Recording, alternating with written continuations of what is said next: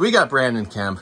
Brandon, we're going to get into the cold plunge. How are you feeling, bud? I'm getting my Wim Hof in me going. He's summoning his inner Wim Hof. Summoning the inner Wim Hof. All right, buddy. In he goes. Just one motion.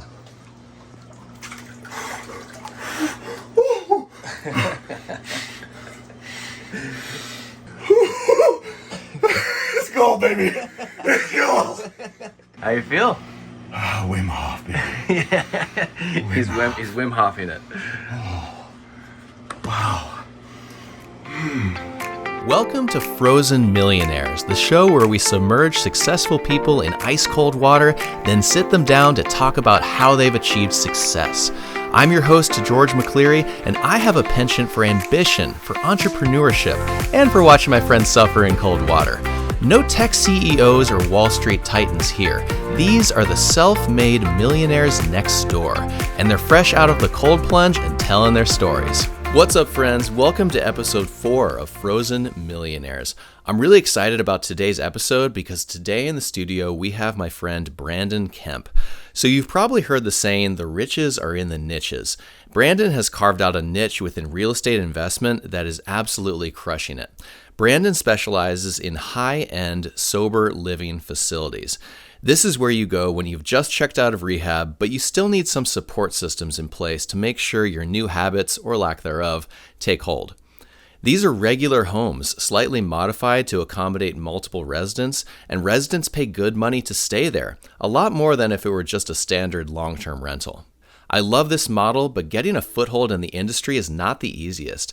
And Brandon's path to building an empire was not the most prescriptive path, as you'll see. It's a great story about an awesome business model, and Brandon is just an upbeat guy with a can-do positive mindset that's contagious. I love how he's helping people with addiction issues stay sober, and I love that he's built an awesome business around it. Here's my conversation with Brandon Kemp. All right, everybody, we've got Brandon Kemp here in the studio. He's drinking out of my favorite mug. Yes, I am. Roger Rabbit, baby. Yeah, that's my favorite Roger Rabbit mug, and he just emerged from the cold plunge. How do you feel, bud?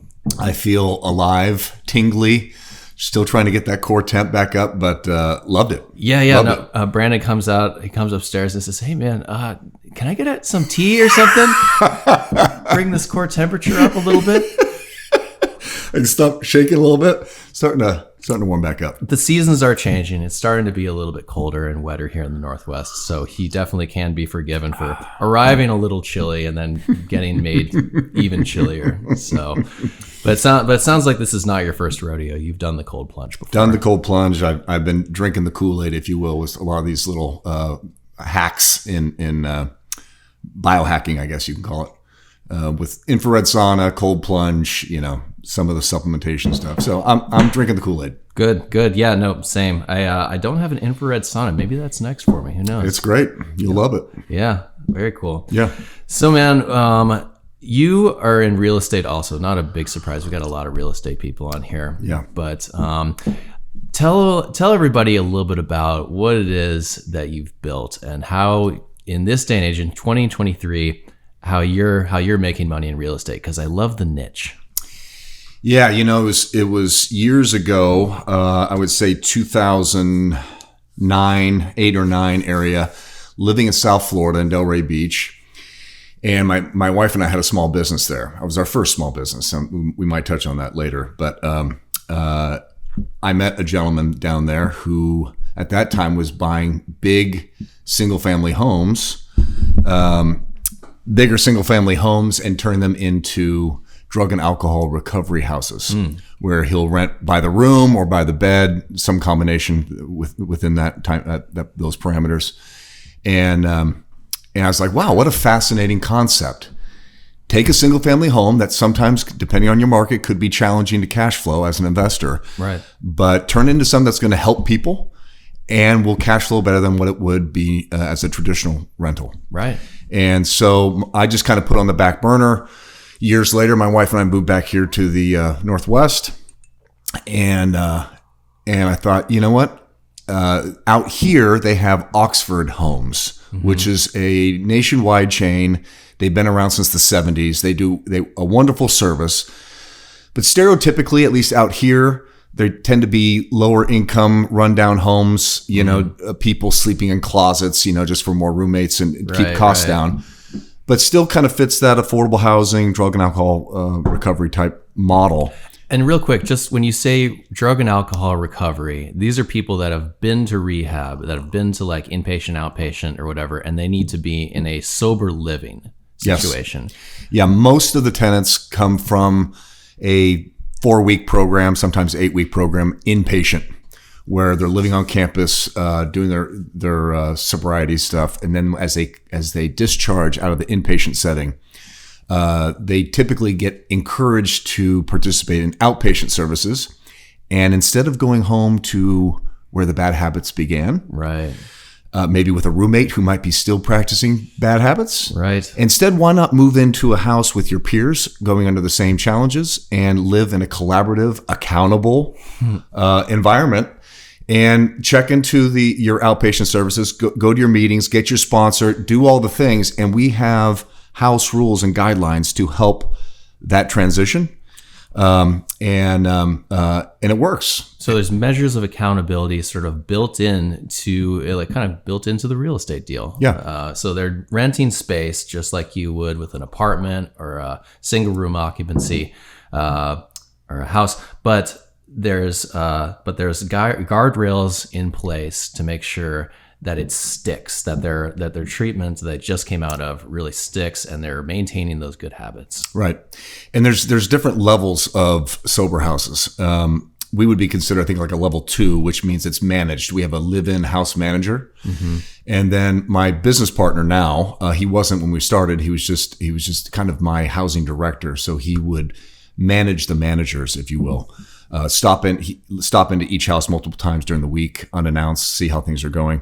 But each house, we have a live-in manager that typically lives there for free as their compensation for being the eyes and ears for Steve.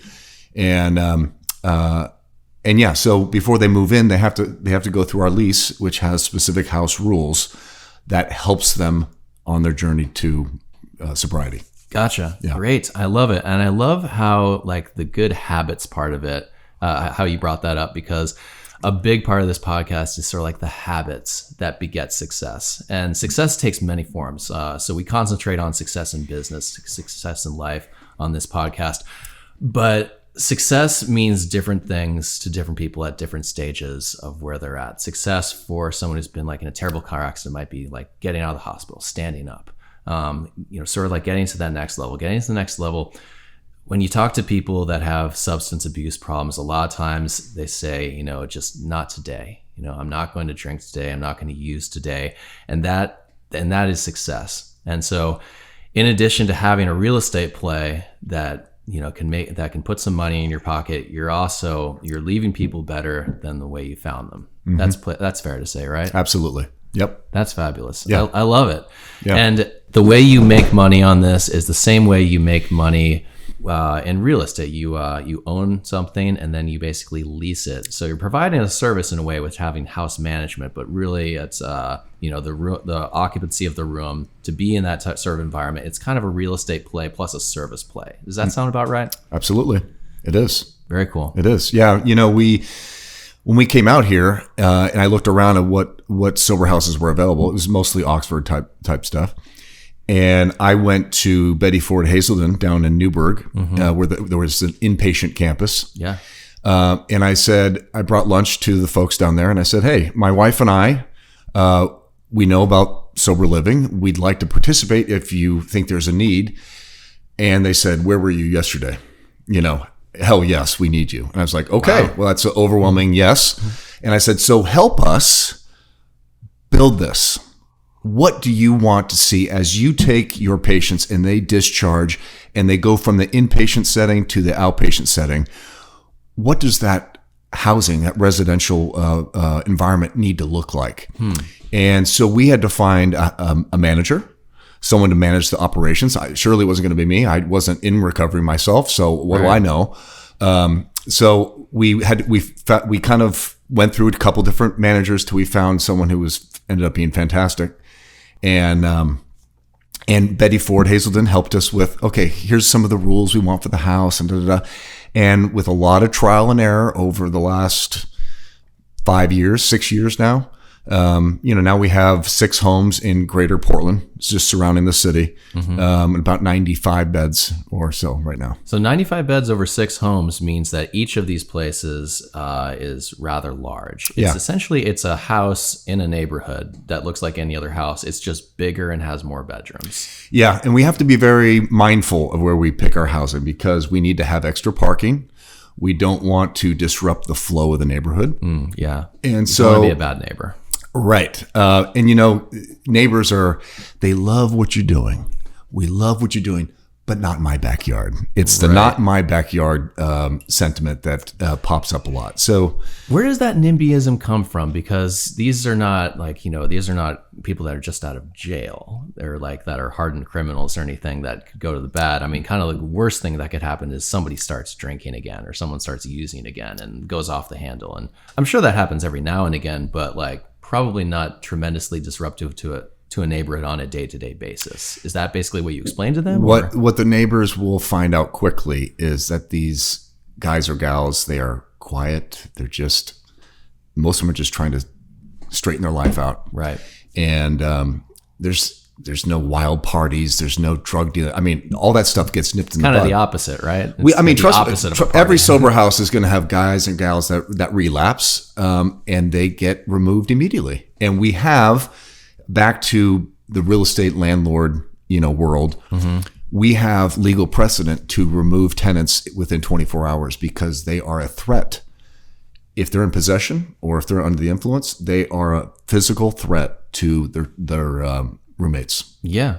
So we have legal precedent to remove them in 24 hours. I mean, that's nice because what a terrible situation it would be if you had someone that was, using again, flying off the handle, disrupting the entire rest of the house, and you couldn't get them out because of Oregon's terrible landlord-tenant laws. Bingo.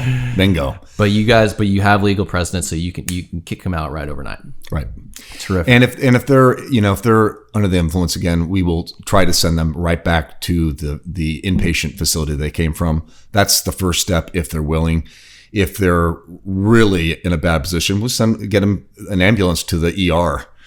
That's typically what we try to do. And as a batting average, how does this happen very often, or I would say not very often, but it happens consistently. But when you have 80, 90 tenants at a time, you're going to have a small percentage that relapse. It's going to happen. Right. And we've had right now we're just doing men only. So men only. The whole thing is just men. Currently, yeah, it's just men. It's just easier for my manager. Who started out as my manager is now an equity partner in this. Oh, great. And he's the secret sauce. He runs the thing. I'm in the background, behind the curtain, trying to give him all the tools he needs to run this housing business. You're the guy running the business, and he works in it. I work on it. There you go. Yeah, no, that's what you have to do as a business owner. Well, you and I have talked about this before, and I love the model. I think it's great. I think it's a great real estate play. Plus, you're just doing good. You're just doing good for society. But I also know from having talked with you about this before that it hasn't all been smooth sailing. The road here, was you told me recently that you've had difficulties just as recently as trying to get your occupancy permit on these things. Take me back. So let's go way back. Young Brandon. Tell me about. Let's talk about the road that you traveled, how you got to this point, and what it was along the way that helped beget success and keep you going in the face of things that were knocking you down. I mean, how far back are we going here? Let's see. In utero. So you're in Pampers. No. So you did you go to college? I did. I went to Oregon State. Go Beavs. Go Beavs. Yep. Went to Oregon State, and this was 1995 was my freshman year. Right on. I probably had a couple freshman years, 95, 96. Yeah, depending on how we're counting these things. Depends on if you're asking the academic side of it or the physical side of it. Yeah, the time versus academic. And when I was in the mid 90s, I think unlike today, someone like me shouldn't be going to college. I didn't, in my opinion, I wasn't looking to specialize, in anything, architect or lawyer or whatever. I just thought you'd go to college because that's what you're supposed to do. It's the next step. That's what I did too. That's what everybody did back then. Yeah. Nobody goes to, few people, probably not nearly enough, go to college really knowing what it is they exactly want to do. I didn't actually even pick a major. And the major that I picked, I ended up going with business because I finally figured out that's what I wanted to do. But you're not alone. Oh, yeah. I was in the College of Engineering, College of Business, Exercise, Sports Science. He shopped around a little bit. I did plenty of shopping. That's good. But what's interesting is what life does for you, because I have, a beautiful wife, 4 awesome kids. And it comes down to one moment when I was living in what most people call a frat house. It wasn't Greek related or anything, but it was me and 5 buddies in a big party house at Oregon State. Nice. And I had a pre-internship 1 credit course just to get you ready to do an internship. Mm-hmm. And I skipped it most of the time. It was a common theme for me. Sure. Yeah. But I skipped it the previous 2 weeks, and my alarm was going off at 6:30. It was a 7:30 class. Oof. Those existed? Yeah, those existed. And earliest we had at Oregon was 8 o'clock, and I missed mine all the time. I hit snooze and snooze. I'm like, I'm going to skip it. I'm like, I skipped the last 2 times. And I actually went and showed up, and this company did a presentation, and I went, oh, yeah, I could do that. Oh, what were they slinging? It was called Game Face. They were a sports marketing, sales and marketing firm out of Tualatin. Oh, there you go. And I was like, oh, this is perfect. I could do that. Anyway, I did that, and from doing that internship, they set me up with. I got hired by the Jacksonville Jaguars in the NFL, and I went to Jacksonville sight unseen. Never been there before in my life. I said to the team, I've been in the Northwest my whole life. Let's go something southeast. So you went from skipping class to, hey, this looks interesting, to getting hired to an internship, to going to work for an NFL franchise, all within the span of like... I did the internship for like 3 months. Yeah, so like a summer internship. Yeah. So it was within the span of a few months, suddenly you've got opportunity right ahead of you. Yeah. And it was really just it sounds like it came as a result of you actually finding something that you liked, that you gave a shit about. Right. There it is. Big football fan, right? Yeah. And I like the sun and warmth. So went out there, and it was just fun. I worked for the Jags for 4 years. I got to go to one away trip every season. I got one. Wow. I told everyone I was the backup punter. And that's genius. I bet that worked well when you went out at night. What was cool is it was a bunch of young people my age, in working, pounding the phone, sales, hitting the phones. You're fresh out of Oregon State. Oregon State. Yeah. I even left school early for the job, and I finished while I was out there. Oh, wow. Just because I wanted to do it, and met some great people. Still great friends to this day that are back in Jacksonville. Wow. So you didn't even finish. So you were like, okay, this is interesting. Yeah, this is one thing that I really try and impress upon people. Like, college will always be there. If you have something going for you, and people, I feel like I see people ask about this all the time. If you have an opportunity, you have something you want to get after, school will always be there. You can always finish up, whether you're partway through your freshman year, partway through your senior year, go do your thing. And it sounds like you had the foresight to go ahead and do that. How did your parents feel about that? What your stereotypical parents of that generation would say, stay in school, finish, you're almost there. And I basically said, Mom, Dad, this is the NFL calling. I'm taking it. But they respected it. They're like, okay. Well, if you want to drop out and just be like a sack of shit, like no parent is going to like that. Like, right. And I'm not advocating for that, like not even the least. But if you have something really productive, then, I say dig into it. And it sounds like you went against your parents' grain on that. Yeah. And so I applaud you for that. That's great.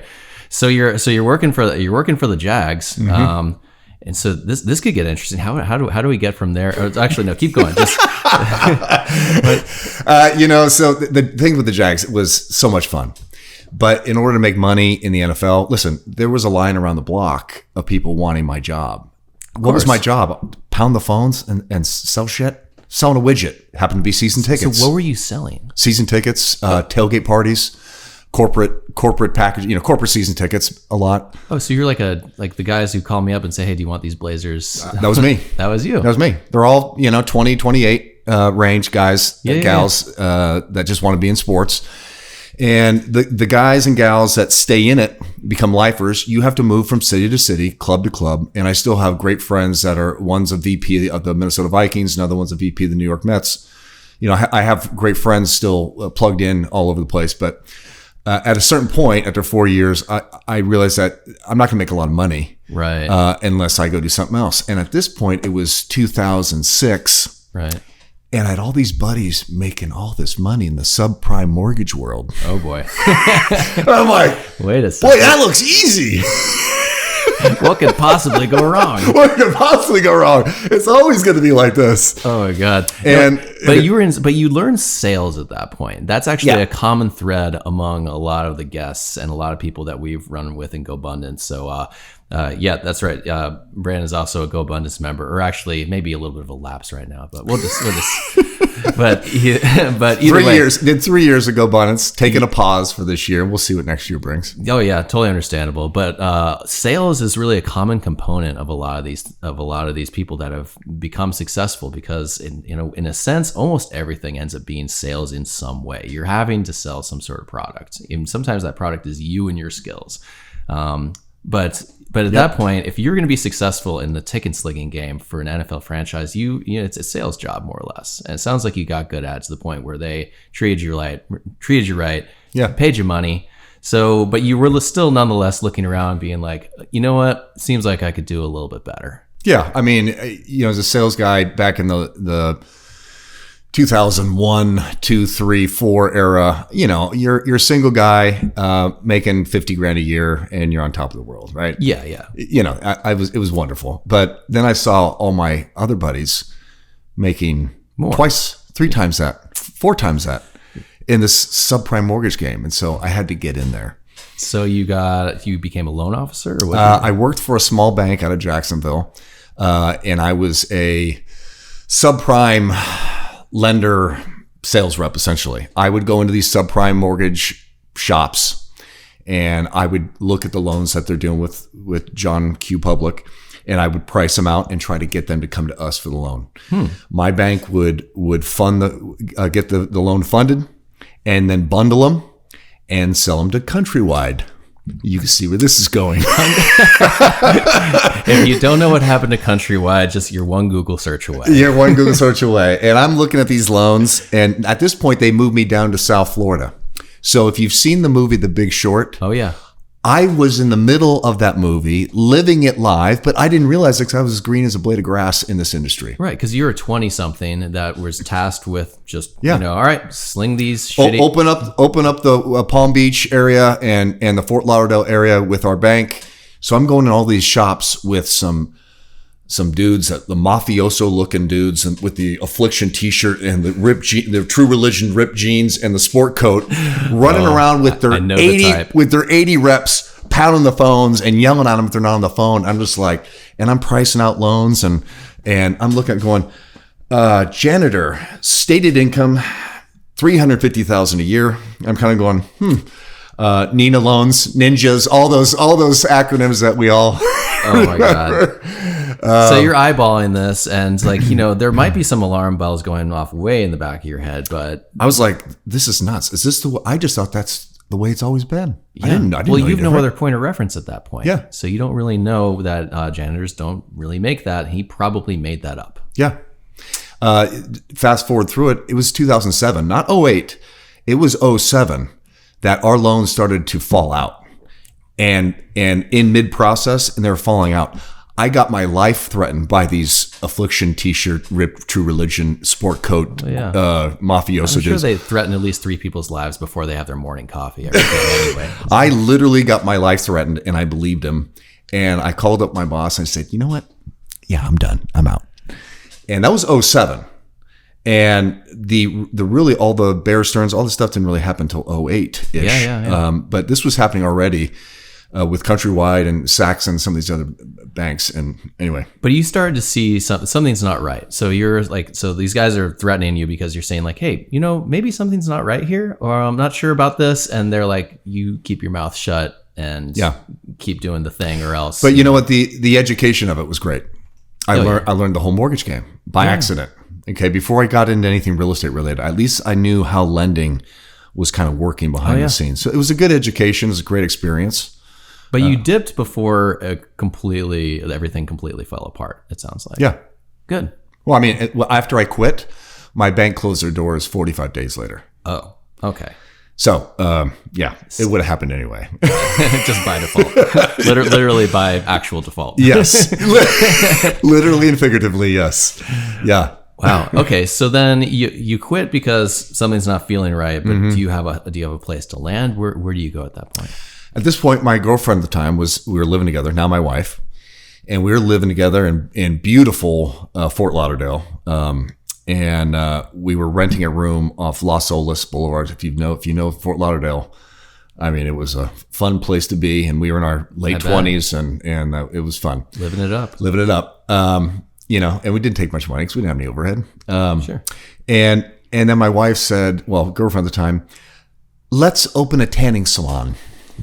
Oh, no, I went after I got done dying laughing. I was like, "You got to be kidding me!" Well, she through college did the little airbrush tanning stuff. Oh yeah, a little spray tan. Right. Yeah. So I started going, So I went around like I was interested in buying one of these franchises, Tan USA, whatever the hell they are. Sure. And I went around the state, Tampa, and all over the place, looking at these and educating myself. I'm going, it's a tanning salon. I mean, how difficult can this be? You basically have a big capex because you got to buy machines, and then you market it, and people come in, get tan, and collect monthly or subscription, whatever. Right. Sounds about right. The misstep was I should have learned from what I was seeing in the subprime mortgage space in 2007.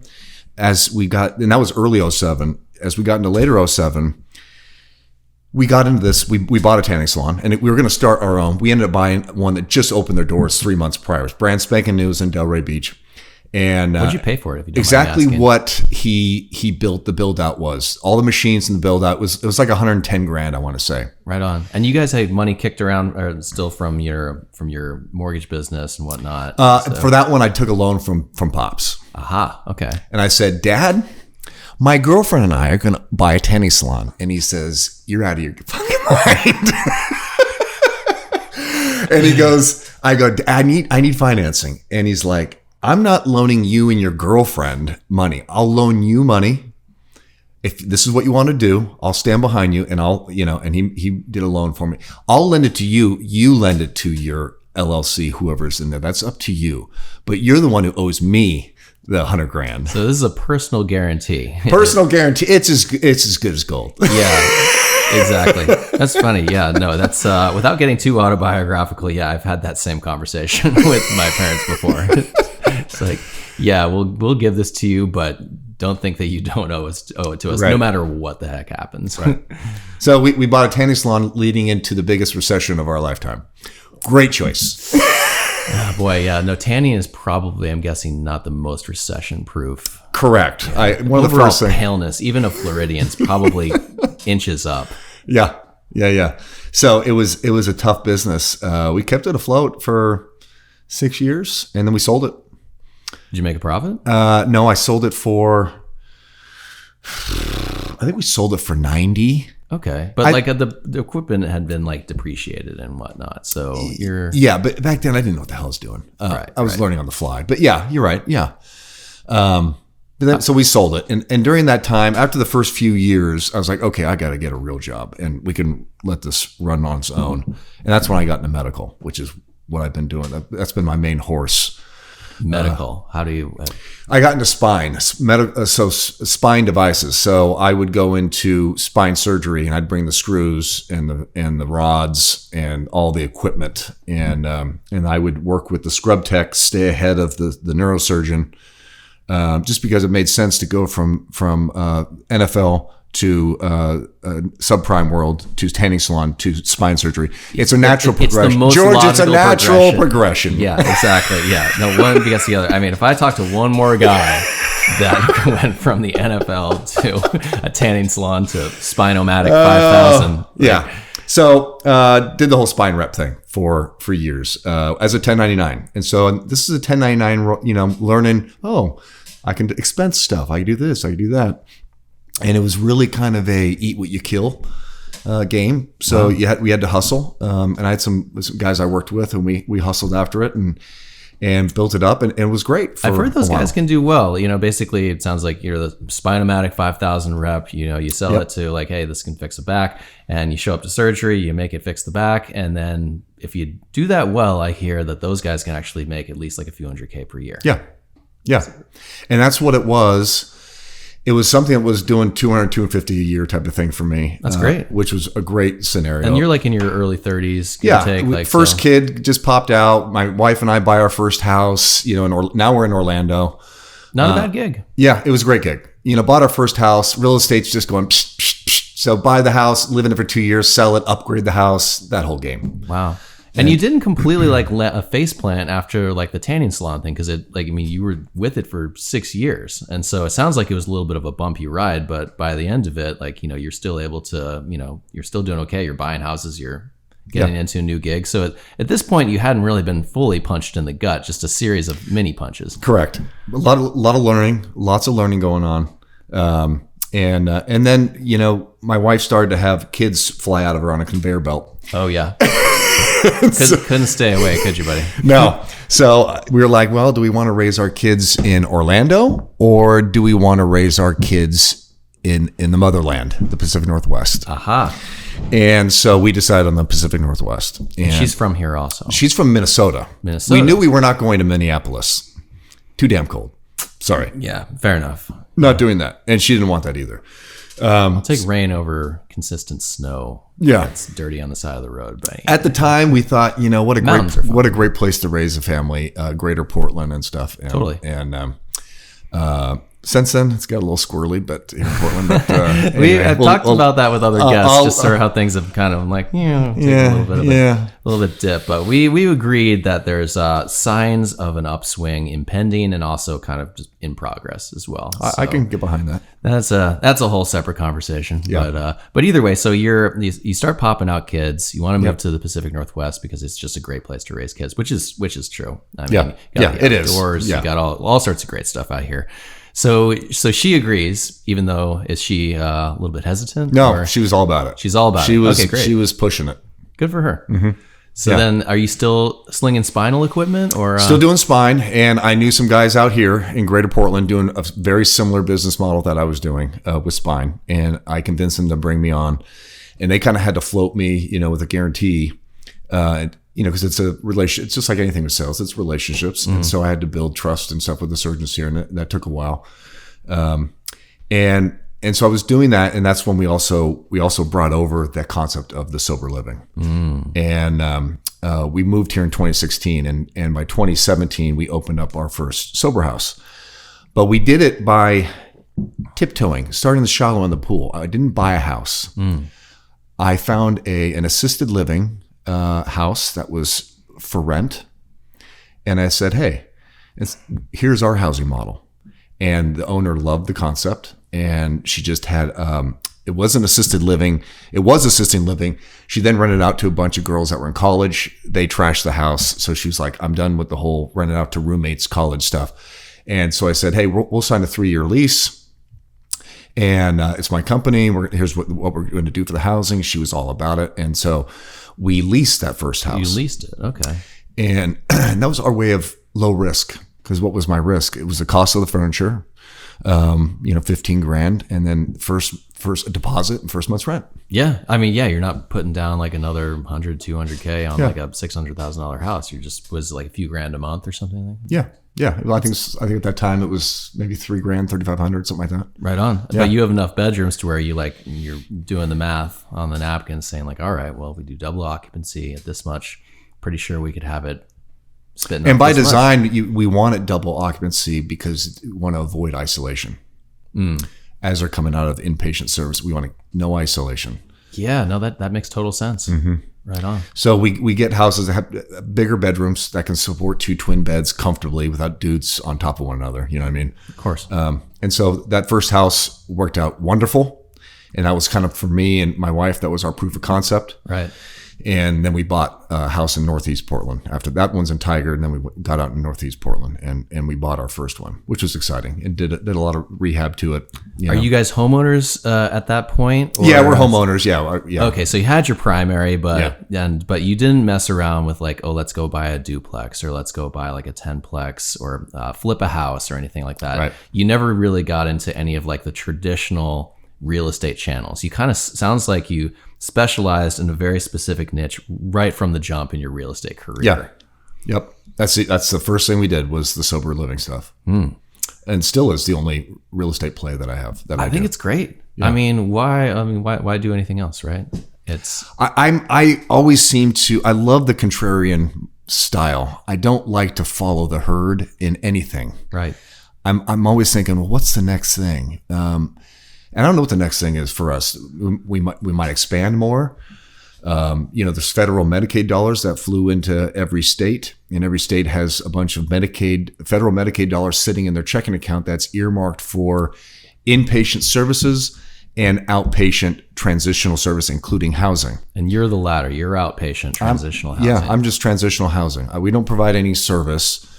We provide structured living, managed oversight, peer-to-peer support, and we help get them plugged in with employment services. We help them get into their outpatient recovery services. So we lend a hand, but there's no service provided. We're just a residence. Right.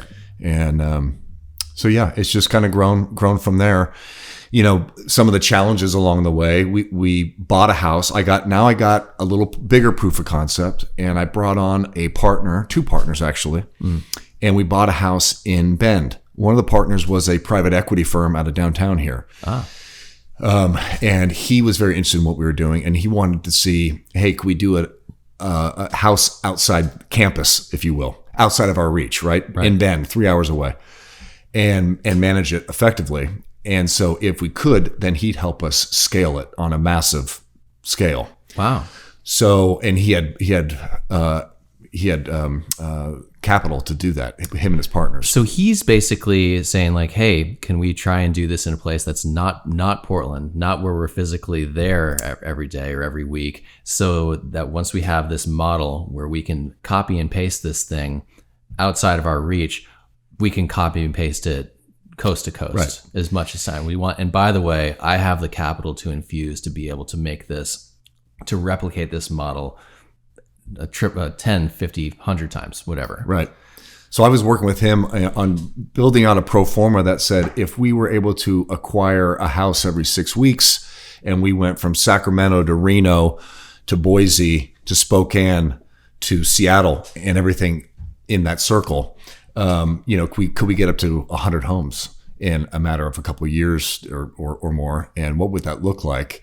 And how would we manage it and stuff? And so, because our houses tend to be remember we talked about Oxford. Yeah. More of a budget model. Okay, your travel lodge. Sure. We don't want to be a Ritz-Carlton, but we want to be like a Hyatt, Regency Hyatt or something. Yeah. The middle of the road. That seems like a great place to land with this, because I feel like you got like, I'm sure there's degrees of risk with all of them. Yeah. But generally, if you're in Class C anything, you've got a higher tenant risk. And if you've got Class A, you've got risk associated with that. I'm sure with sober, I don't know how much people are relapsing in Class A versus Class C, but it seems like a nice space, sort of a niche within a niche. Yeah. Does that sound right? Absolutely. Yeah. Because I didn't want to, I don't think I compete with Oxford. I think I complement what Oxford's been doing wonderfully for years and decades.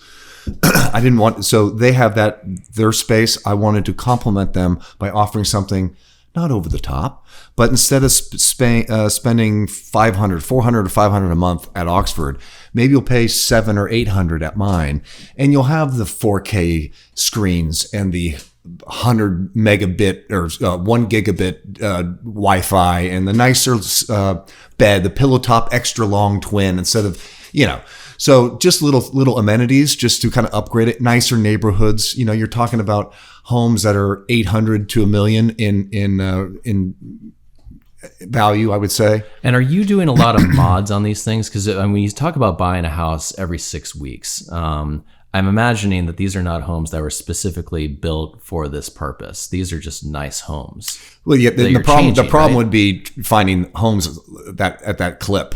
if we had the capital ready to go. Right. That never took off because we did that house. We purchased a house in Bend, and this was in 2018.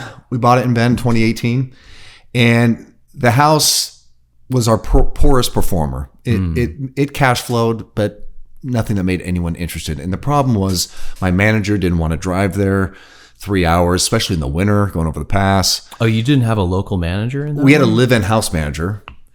But again, those live-in house managers are managed by our housing managed director. by the manager here in Portland. So Right. he had to make some trips over there. Didn't love that. He didn't love the trips, and he was managing it from afar, and it just was poorly ran.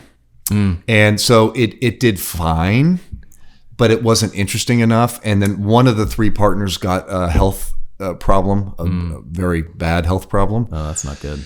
So we had to buy him out, and I ended up just buying out both of those guys and just said, and he said, Brandon, you're going to do fine on your own. Just go, let's just part ways. And I just bought him out. Really? So the private equity guy at that point is basically like, all right, well, we tried to, do this prototype. It didn't really go to the moon like I was hoping to. So, here, buy me out. Pretty pleased with sugar on top. And so you did. And he already had a friend or a client of his that owned like 100 assisted living homes in the West. So we already had can we get a deal with them to scoop up all their properties and convert them? And then that kind of fell out because the buyer we didn't come to terms on pricing and stuff. Because you're ultimately responsible for a model like that. You're ultimately responsible for basically coming up with the SOP that goes into the copying and pasting of this model. So I imagine you gave that a decent amount of thought as you formed the place out in Bend. And then to have it not quite work out, that probably didn't feel great. What did you chalk that up to? It was just too far. And my focus was in my 9 to 5. Oh, so you still are slinging Spinomatic 5000s? I still am today. Still am today. I'm not doing spine anymore. I transitioned my medical into, I now sell human tissue. So you're cutting people's organs out and selling them on Silk Road. Essentially, I'm a distributor for tissue banks in the country. They get donated human tissue after death, and they process it, and they create whatever tissues you want. I focus on stuff for advanced wound care, whether it's chronic wounds or crazy surgical wounds. So we sell placental tissues and skin grafts, essentially. So you had and still have like a 9 to 5. So the whole time building wealth, building this business essentially after hours. Oh yeah, 100%. Why not quit the 9 to 5 and go to the moon with your real estate business? My thinking up through now was the real estate or the medical business can supply additional cash flow for faster growth. Yeah. And my operations guy, who's now a small equity partner as well, he's doing such a great job managing the business. I didn't have to do anything, just make sure the numbers are working. He does a bang up job with the operations side of it. And when I was in spine, what I realized is, I had the very stereotypical epiphany when you read Rich Dad, Poor Dad. Oh yeah. Only I didn't read it at 18 or 21. I read it at 39 years old. Oh, there you go. I mean, as long as you read it. I think I read that right smack dab at 21, 22. That, George, I'm not kidding you. As we've heard many times from many other people, I just went, the light bulb went on. And I've been in the dark for 39 years. And I went, holy shit. I now know how much I don't know. Mm-hmm. And I all of a sudden had this hunger to learn. So I plugged into Kiyosaki and I read Cash Flow Quadrant. And I went, da, da, da, da, da. And then he introduced me to Ken McElroy. Oh, real estate. Oh, Tom Wheelwright. Oh, taxes. Oh, Garrett Sutton. And I just went bananas with that. And then I'm like, oh, wait a minute. Podcasts. That's just free information. All you got to do is go out there and throw it in your ears and absorb it, digest it. Yep. I'm driving around as a sales guy. I have a lot of windshield time.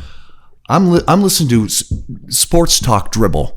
What NFL running back just punched their girlfriend type of great quality content. And I'm thinking to myself, holy shit, I wasted all this time where I could have been, 1 hour a day of a podcast times 5 work days. That's 5 times 52 weeks a year times 10 years. How much content could I have digested? Oh, the answer is way too much, and it gets a little bit exhausting. I mean, so maybe it doesn't for other people. Maybe you can consume as much real estate and wealth related content until you're blue in the face, but I have to apportion it. It sounds like you were just going nothing but, just. Well, it was all new to me. Yeah. At 39 years old, it was all new to me. Oh, yeah. And so for 5 years, I was just I went crazy with books and podcasts and I loved it. And that was helping build the sober housing. And now I'm forming a team, the CPA, the bookkeeper, the lawyer, Kiyosaki, build the team. Yeah. And it's been a game changer. Yeah. Absolute game changer. Yeah. Because that book essentially, to me, I read it and had the same light bulbs go off.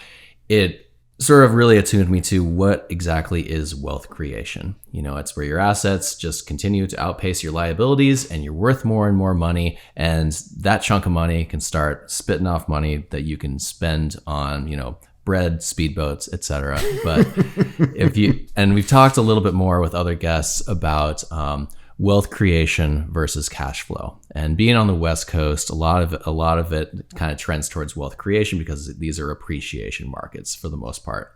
Whereas if you live in Alabama, it's more of a cash flow market. And so it sounds like, your day job essentially is sort of like, your daily, your cash flow. And then the sober living facilities is more or less your wealth creation.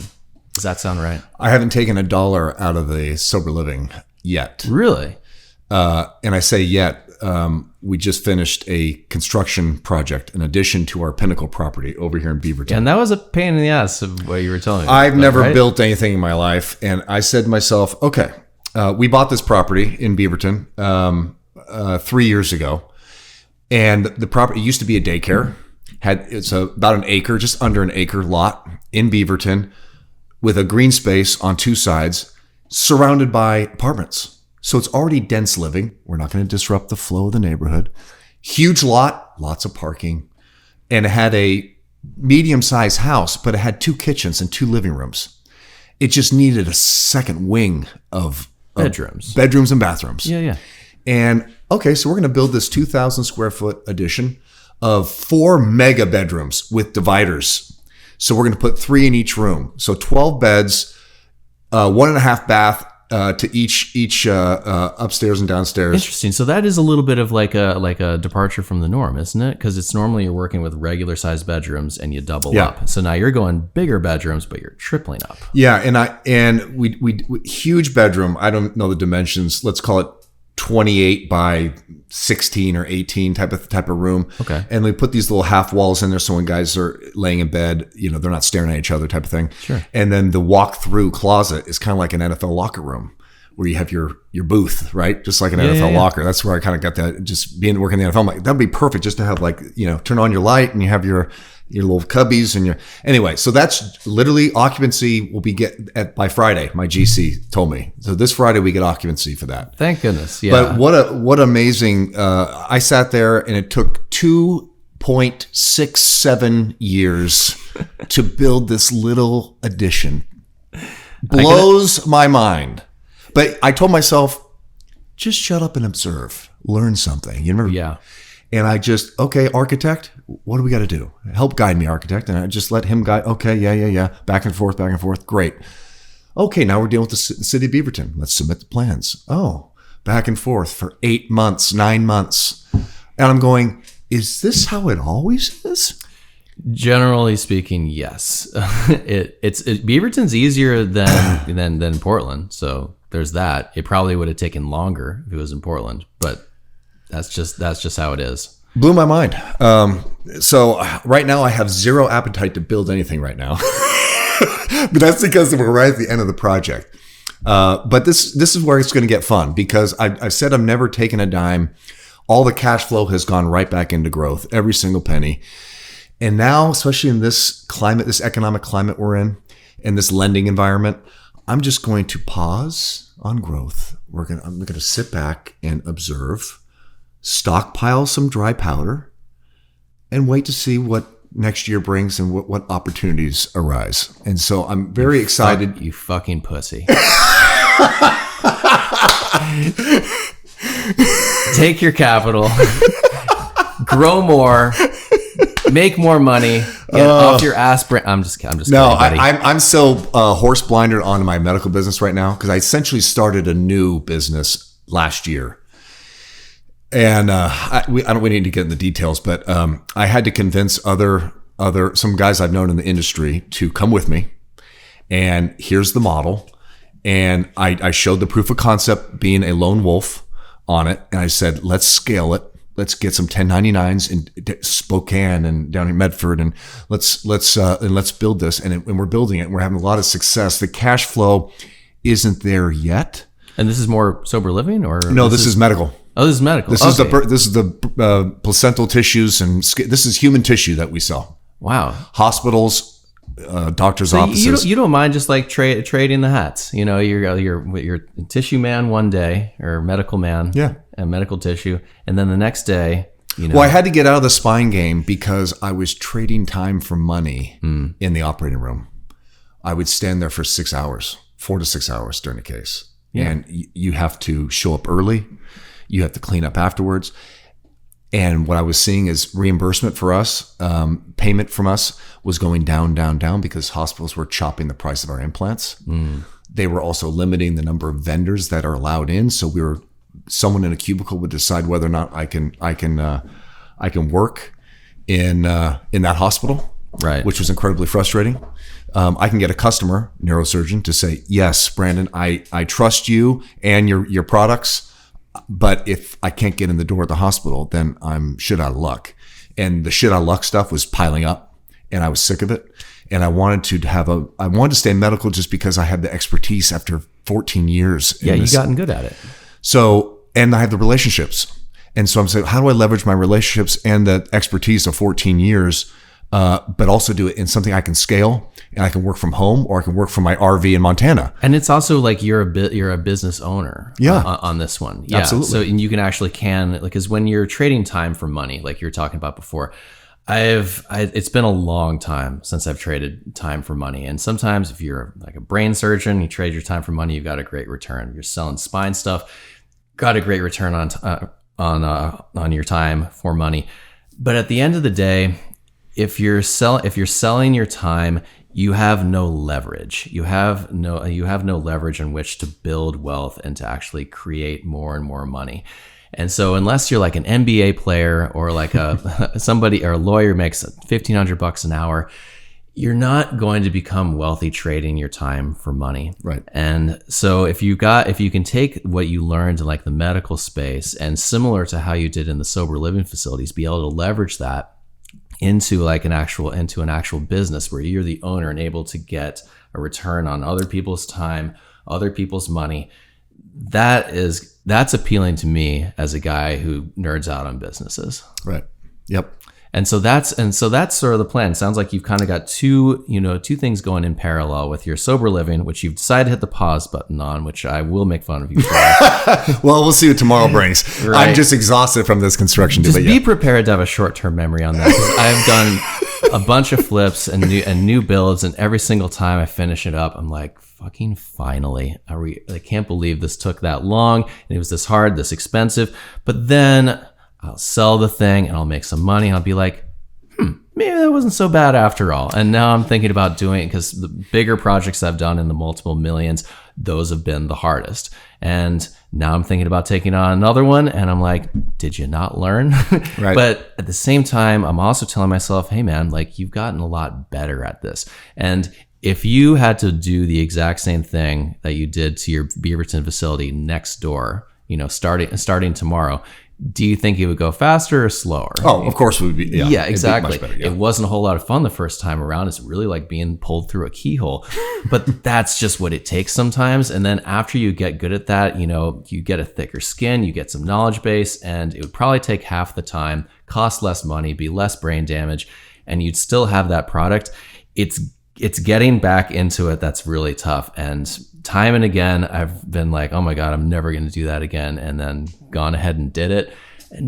just gotten better as a result. So, take your breather, take a pause, because you deserve it after going through that.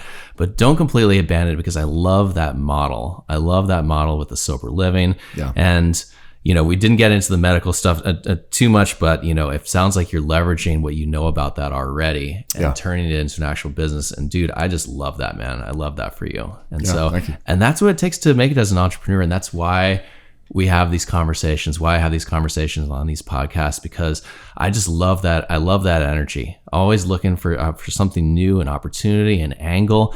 And you managed to find that. And something I really admire about you, buddy. Thank you. So Appreciate it. So this has been Brandon Kemp. First podcast ever. So thank you, George, for the opportunity. This has been fun. It's been great, man. So what a great journey you have, and I'm glad you're not in tanning salons anymore. I think you. That's an easy one to poke fun at, for sure. It is. I'm glad you admitted that. So that's great. No, I mean, heck, if tanning salons made a bunch of money, then I would have done it too. So yeah, man. How do people find you online? I'm on LinkedIn quite a bit. The only social platform I'm really on is LinkedIn. That's important for my business. So you can find me. What is it? Brandon Kemp. I guess, what is my LinkedIn handle? You can email me at Brandon@prov, PROV as in Victor, props, PROPS.com. That's right. I'm not sure if we even got the name of your sober living company, actually. Sober Living PDX. By the way, soberlivingpdx.com is our website. How on earth did you come up with such a clever name? Just lots of marketing, blood, sweat, and tears. Oh yeah, this is pre-Chat GPT, so It absolutely was. Otherwise, we would have had a better name. That's great. Oh man, well, dude, thanks so much for coming on. Yeah, man. Thanks for having me. It was great to see you, and you toughed out the plunge beautifully, man. Love the plunge. Keep that going. That's a good piece to this. I'm glad you like it. Yeah. Okay, that was Brandon Kemp. What an entrepreneurial journey he's been on. And I gotta say, I think my favorite part of that interview was when Brandon told me he was taking a breather from expanding his business, feeling a little wrung out from his latest construction project, and without hesitation, I call him the dreaded P word, tell him to sack up, get after it, and we both share a good hearty laugh over the whole thing. That was good fun, but here's the thing. When you're an entrepreneur, it's not always grind time. There are seasons to it. Mike Nuss and I got into this on episode 3. One of the best things about being a business owner is the only person who can truly compel you to go hard is yourself. And if you're wrung out over a construction project that took too damn long and went over budget, it's okay to not go and do the same thing all over again straight away, even if you know it's going to be a lot easier the next time around. If you know me personally, you know that I like to have a good time, and I'm not always on the grind. And Brandon is no different in that regard. Pick your times, pick your battles, and pick your seasons to really grind. And when you take it easy, fill your bucket in the ways it was neglected when you were focusing on fulfilling your purpose. This way, when you get back to the hunt, you're going to be hitting it hard and with passion. And that's where real entrepreneurial energy comes from. You can tell Brandon's got that passion and that lust for life, but not just in his business. So hopefully his story gives you a little bit of that as well and puts some of that wind in your sails.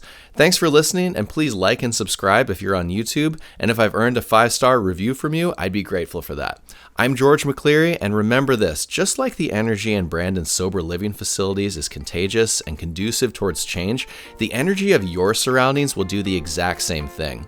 See you next time on Frozen Millionaires, where we'll once again be embracing the cold so we can ignite the dream. See you there.